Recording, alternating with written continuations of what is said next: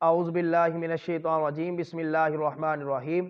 نبی کریم صلی اللہ علیہ وسلم کا ارشاد گرامی ہے، 5 عادات ایسی ہیں کہ اگر تم ان میں مبتلا ہو گئے تو عذاب الہی کا شکار ہو جاؤ گے۔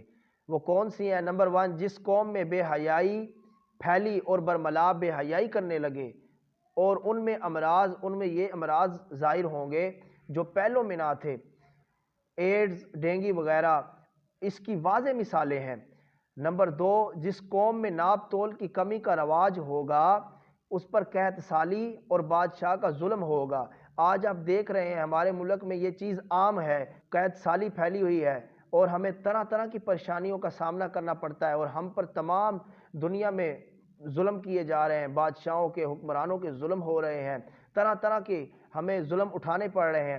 نمبر 3 پہ، جس قوم نے اموال میں زکوٰۃ روک دی، یعنی کہ صاحب استطاعت ہونے کے باوجود، حیثیت رکھنے کے باوجود زکوٰۃ کو روک دیا، ان پر آسمان سے بارش کو روک دیا جائے گا۔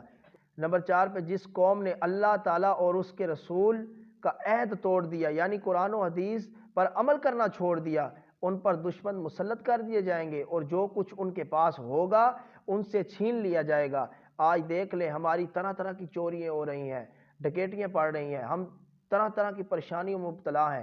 تو یہی تو وجہ ہے، جب قرآن اور حدیث اور اللہ کے رسول کے طریقہ کار پر ہم عمل نہیں کریں گے، بتائے ہوئے عمل پر ہم نہیں چلیں گے، تو ظاہری بات ہے ہمیں ان پریشانیوں کا، مشکلات کا سامنا کرنا پڑے گا۔ نمبر 5 پہ، جس قوم کا حاکم کتاب اللہ کے مطابق، یعنی قرآن کے مطابق حکم نافذ کرنا چھوڑ دے، اللہ تعالیٰ اس کو خانہ جنگی میں مبتلا کر دیتا ہے، پھر ان کے عزیز و قارب میں، خاندان میں، ان کے گھروں میں پھر پریشانی اور لڑائیاں ہونا شروع ہو جاتی ہیں۔ تو اس لیے ہمیں ان تمام کاموں سے بچنا چاہیے۔ اللہ تعالیٰ ہم سب کا حامی و ناصر، والسلام۔